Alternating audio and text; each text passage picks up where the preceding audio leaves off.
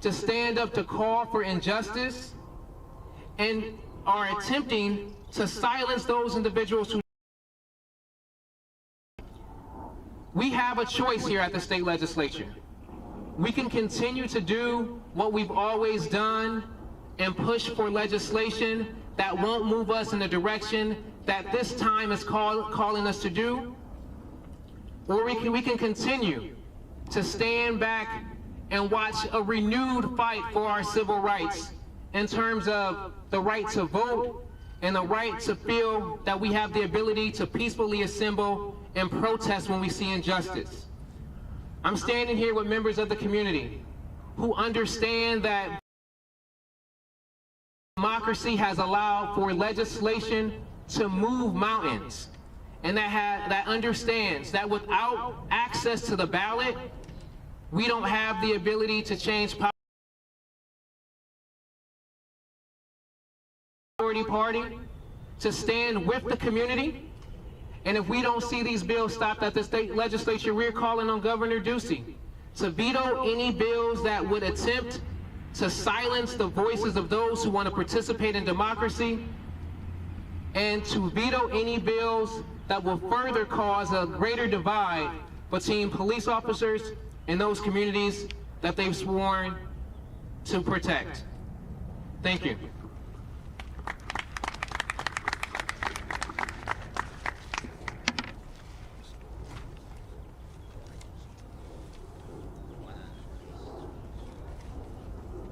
Good morning. We stand here today from the African American Christian Clergy Coalition to talk about justice on the heels or on the day in which the police officers go to trial for the murder of George Floyd, on the heels of the commemoration of Bloody Sunday, after a historic voter turnout in the state of Arizona, which was fueled by some of these very pastors that we see today that invoked the spirit of John Lewis and invited people to get into good trouble. We see the Attorney General of the state of Arizona going to the Supreme Court and declaring, we want to change the rules because if we do not change the rules, we cannot win. We see an onslaught and an attack on education, on voting rights, and on equal rights introduced in this legislature. We're standing and declaring and decreeing today that this cannot happen, because as the Bible says, we stand and ask that justice would roll like waters and justice would and righteousness like an ever-flowing stream. That's not what we've seen in these bills that have been introduced that further divide God's people rather than bringing them together. We don't just stand here today to talk about those bills that we oppose, but we come today to talk about bills that we support, that really help people. And so some of the bills that we support are HB 2167, which asks for independent corrections oversight, introduced by Representative Blackman. We also are supporting earned release credits. That's HB 2713. That's also supported by Representative Blackman. SB Senate Bill 1478, which creates the Executive Clemency Board and allows for medical parole. That's sponsored by Senator Engel. And Dignity for Incarcerated Women, HB 2261, HB 2273, which provides overdose prevention. And then we're also in support of HB 2491.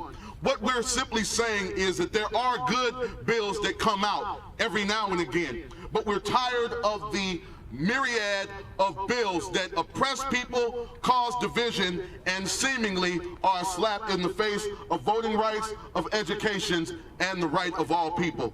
Thank you very kindly.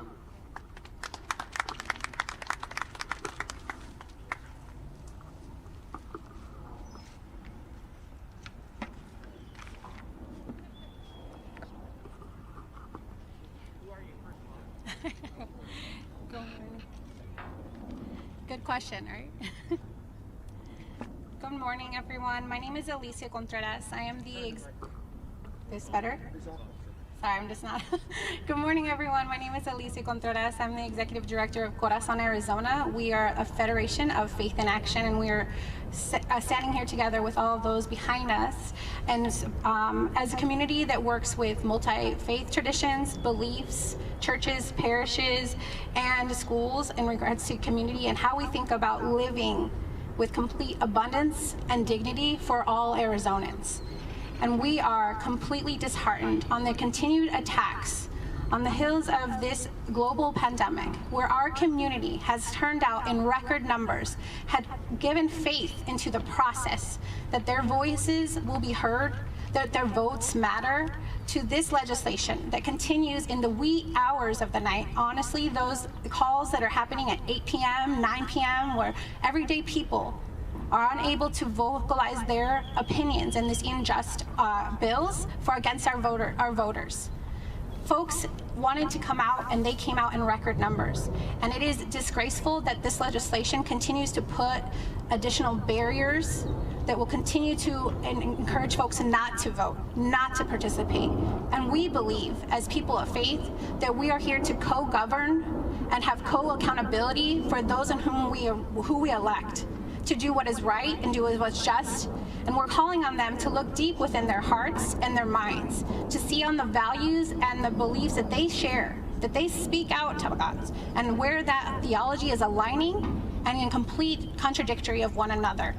Our communities came out and voted during a pandemic, and they did so through the mail, voting early, having conversations on their kitchen tables. And that needs to continue as we widen the number of folks in Arizona who are participating in our elections and stop putting barriers and discouraging those from participating. So we're calling on the legislature to do what's right. And just like if that doesn't go through, we're calling on Governor Ducey to also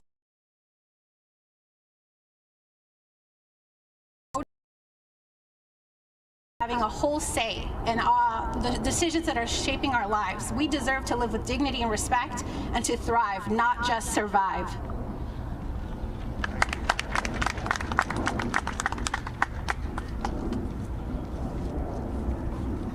Oops, sorry.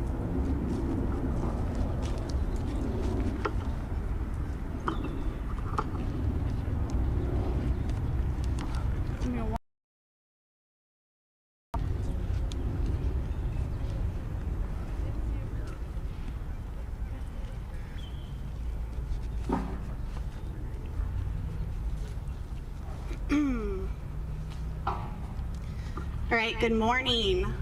My name is Reverend Katie Sexton Wood, and I proudly serve as the Executive Director of the Arizona Faith Network. I stand here today Church Disciples of Christ, as well as Executive Director, and with our Board of Directors member, Reverend Dr. Eric Letterman, who is the pastor ordained in the Presbyterian Christian Church. I serve a network that represents people of diverse faiths throughout this great state of Arizona.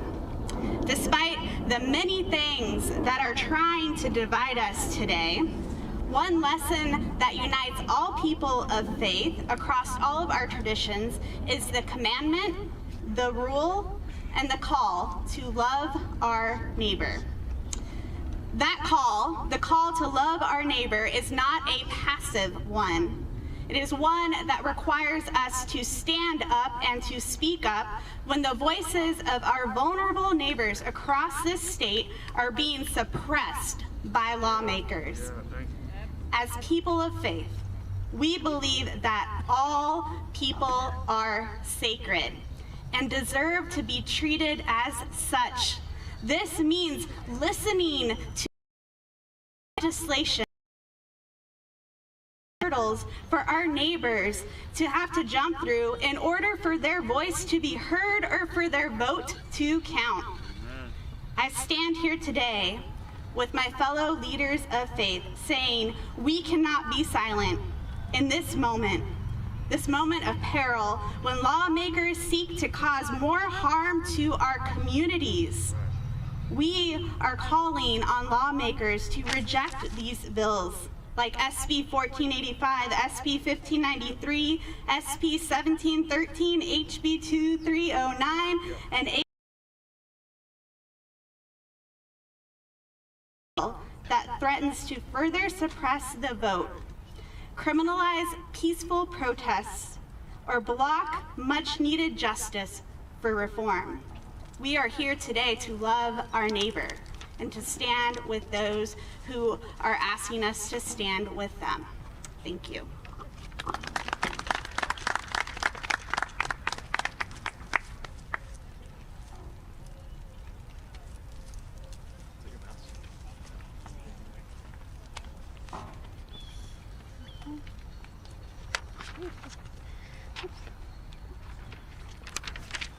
Hello, Hello, my name is Mayra Valenzuela. I'm sorry. Oh, it's not on? I'm sorry about that. Hello, my name is Mayra Valenzuela. I'm for voting rights. As Mi Familia Vota works across the country to defend democracy, we need action from Congress, state legislators, in proposing boards, change in restricting mail-in voting, proposing strict voters' ID laws, and cutting voters' registrations opportunities, passing for the People's Act would voice our state efforts, expand democracy, and protect voting rights. Since the election, 253 bills in 43 states, mostly controlled by Republican legislators, have been introduced to stop more people from participating in our democracy process. We must fundamentally transform in democracy and extend voting rights for all. HR 1 would be to achieve and help us do all that, ending partisan gerrymandering, voter progress, allow election day to register, enhance a small dollar matching, providing election security. This is why Mi Familia Vota is fighting to pass for the People Act without congressional actions. Black and brown voters from state looking to roll back voting protecting will left vulnerable and on democracy weakened. This is about helping people to participate in democracy. Mi Familia Vota, the fight to engage registers and turn out Latinos voters in record numbers. 16.6 billion for the 2020 elections. As Latinos move forward with newfound energy, focus, and participating in our democracy, Mi Familia Vota is committed to protecting and extending on the gains we saw in 2020. In Arizona, our state director was working with the family, educating and encouraging them to vote. When the family let our state director know that they didn't have no car, no time needed to mail in their ballot.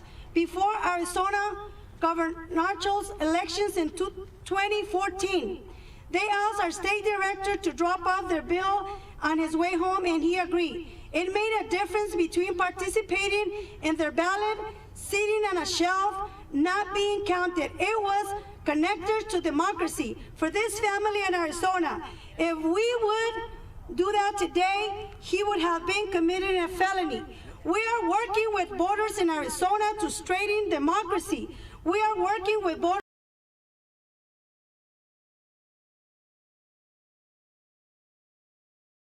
the tools that they need to vote.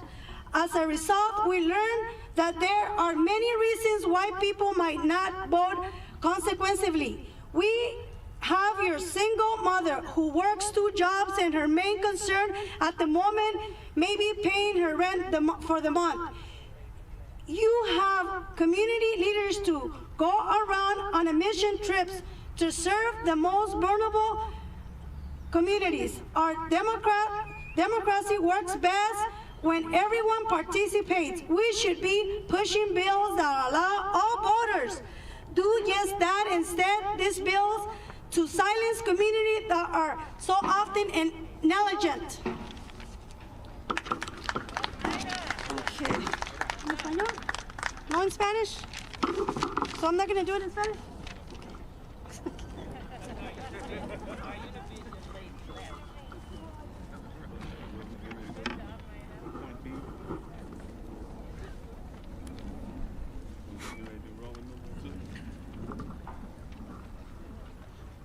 Good morning. My name is Jared Keenan, and I am a senior staff attorney with the ACLU of Arizona. I'm here today in solidarity with other community organizations to call on Senate President Karen Fann to give hearings to important criminal justice reform bills like HB 2713, an earned release credit bill, 2673, a judicial discretion bill, and 2261, a bill that would give dignity to incarcerated women. Out of the House and are awaiting hearings in the Senate. Polling has repeatedly shown that Arizonans across the political spectrum support real criminal legal reform, like increasing earned release credits for those currently incarcerated, treating incarcerated persons, including women, with dignity, and once again allowing judges the discretion to impose fairer sentences. I'm also here to demand the Senate reject bills like HB 2309, which are a direct assault on our First Amendment rights. And is also a direct assault on Black and brown Arizonans who have long demanded they be allowed to simply live their lives free from police violence and prosecutor overreach. Yet unfortunately, the House passed this dangerous bill in direct retaliation to those peacefully marching this summer in support of Black lives. As we all now know from recent media reports, the Phoenix Police and the Maricopa County Attorney's Office simply cannot be trusted to fairly apply the laws already on the books. HB 2309 would allow them even greater power to charge must be rejected by any legislator who supports everyone's important and fundamental First Amendment rights. Thank you.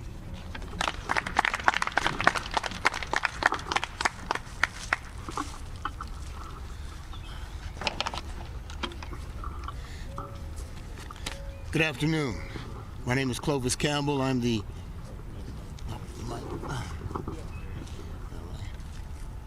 Good afternoon. I wear two hats today. My name is Clovis Campbell. I'm the publisher of the Arizona Informant newspaper, of the Arizona Commission. The last time I checked, democracy is for the people. Democracy meant that if you have the right to vote, you should be able to vote. The last time I checked, bills that were poll taxes, literacy tests were illegal. But here we come back with a bill that talks about you have to have your ballot notarized and signature to send it in to be counted. Pastor Thomas, the last time I checked, vote privilege and an opportunity for people to get involved in the process.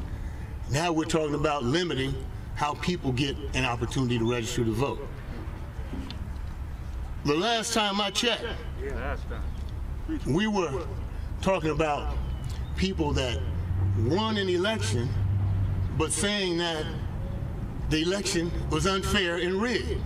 The same people that are talking about these voter suppression bills, didn't they just win their last election? Right. I don't think they got cheated. The last time I checked, we are now introducing bills that are continuing to limit the opportunities of people to vote. And we know that is wrong. In 1966, my dad introduced a bill to make sure that food that was spoiled didn't continue to get sent to South Phoenix. Last time I checked, that was right.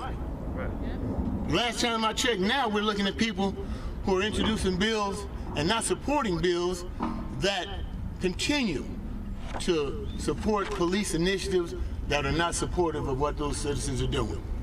We talk about the fact that George Floyd had his neck set on for 8.5 seconds. But yet, we're getting ready to have people fight against a bill that would allow investigations, independent investigations. So I just want to conclude by saying, the last time I checked, if we don't pass HB 22765, the fox will sit by the hen house and continue to get fat. Thank you.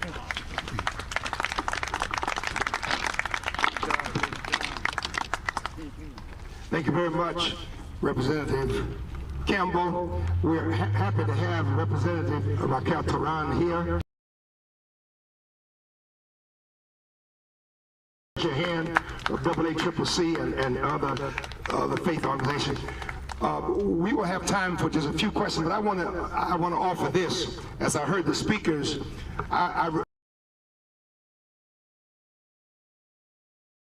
to the election in November, Governor Ducey, sitting beside the Secretary of State, declared that Arizona has one of the most safest, one of the fairest voting election systems in the nation.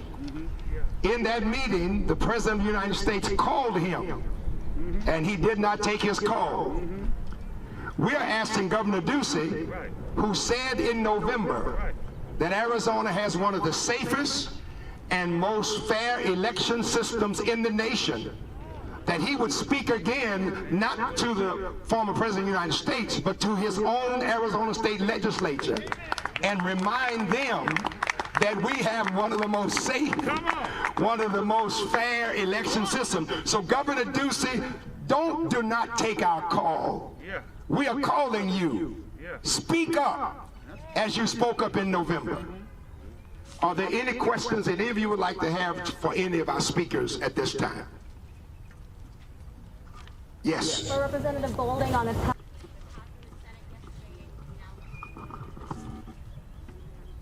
Tell me more. What bill? SB 1713 by Mesner and Venturita.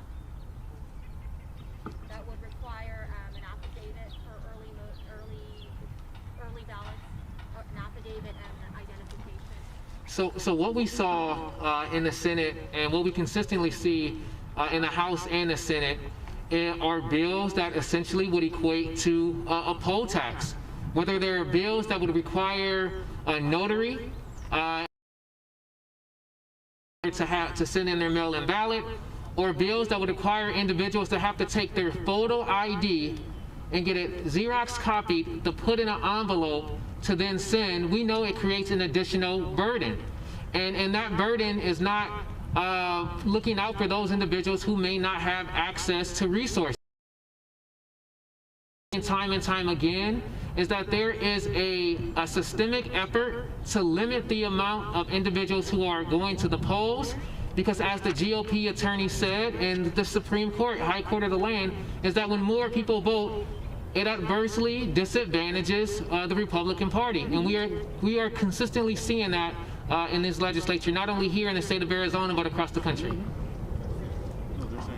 Question, yes, sir. Question for Mr. Campbell, please. Mr. Campbell? You know, yesterday, as the Senate passed some of these bills that are being criticized as voter suppression, restrictions on voting, some Republicans stood up and supported it and say, I hear from hundreds, thousands of my constituents that something was wrong with the 2020 election. We have to do something about it. We have to respond to the concerns of our constituents who say something bad happened. What is your response? What would you say to a Republican who's justifying voting for these bills on the idea that something was wrong, that the election was fraudulent or somehow stolen? Well, come on. Take your time,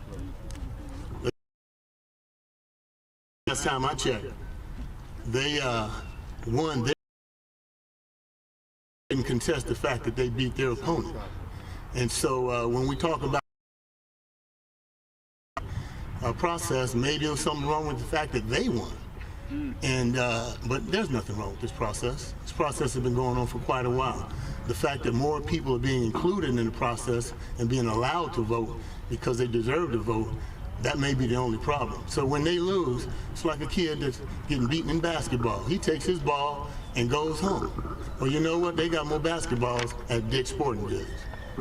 Quick follow-up. Why do you think that their constituents are calling them with these concerns? What's the root cause of the concerns about the election? Well, number 45 started a rumor, and that rumor has continued to fester.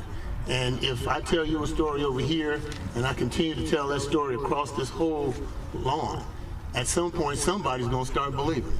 And unfortunately, that story was told so many times that now they turned it into something that they want to believe. There are some people that believe he was going to come back on March the 6th and be back in the presidency. Again, another story. Any other questions? Yes, sir. And this could be for Representative Boulding as well. Representative Boulding. Is there more urgency? Mention you. Or anyone really, but is there more urgency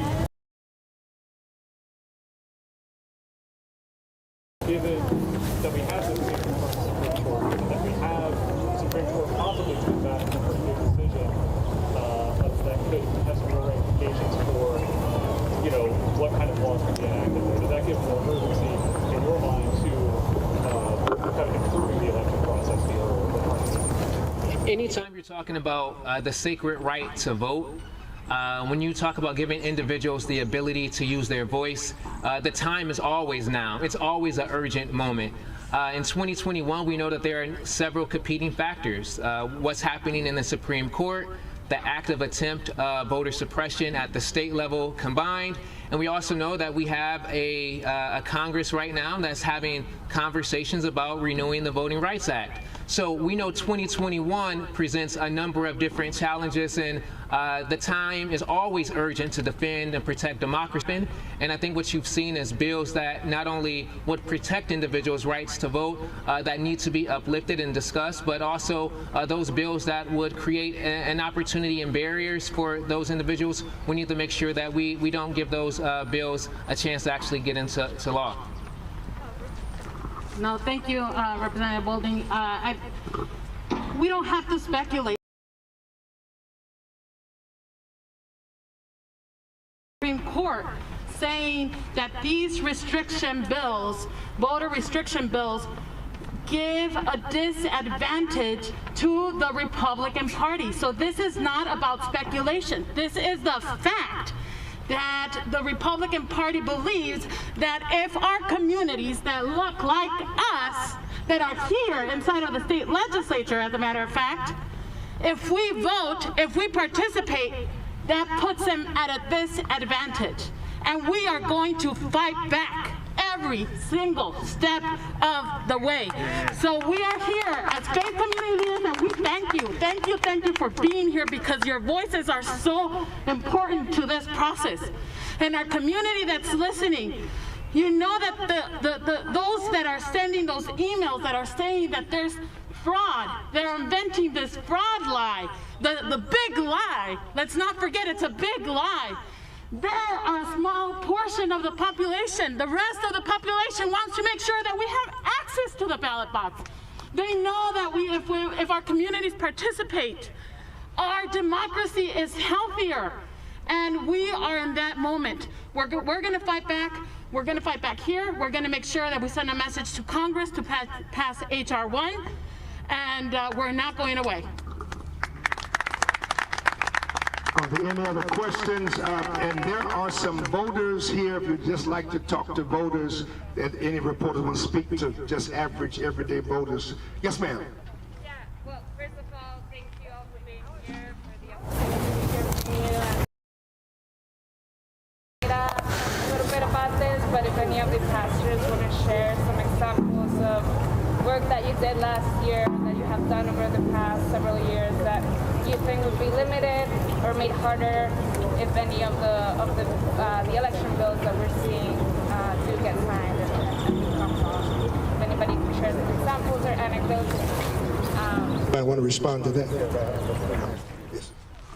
Thank you so very kindly. As we mentioned earlier, the African American Christian Clergy Coalition partnered with churches across the state to do good trouble voter registration.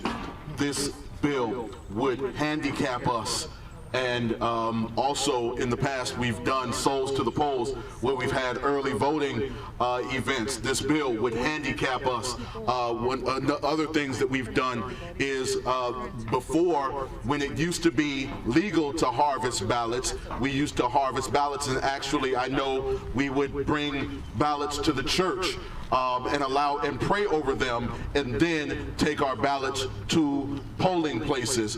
What this bill does is it handicaps African American voters, it handicaps poor people, it handicaps the people who normally are not participants in this process. The question then lies in what's wrong with having 100% participation in a democracy. Are you saying that there are certain people that you do not want to vote? That's what it seems like to me. And if you cannot, and again, going back, the Attorney General of this state stood in the Supreme Court of the land and said, we're trying to change the rules because if we do not, we cannot win. What that says is that you cannot win. It's been proven. When people vote, they lose. And so this is why they want to suppress our vote. This is why they want to suppress the people. And it is sorry, it is sad, and it is sickening. Thank you very much. We are going to end this conversation. Thank you very much for coming. And we just learned that those voter suppression bills in the Arizona State Legislature, if they are passed, 127,000 voters will be removed from the voters' rolls. 127,000 current voters will be removed from the rolls. State legislature, you pass these unjust bills, we'll see you in court. There were some of the news outlets that said they wanted to talk to certain people. Those people who did not speak, who might be available for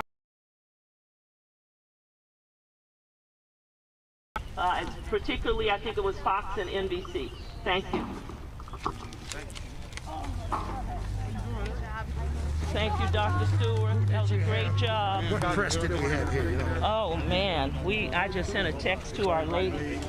Yeah, photo.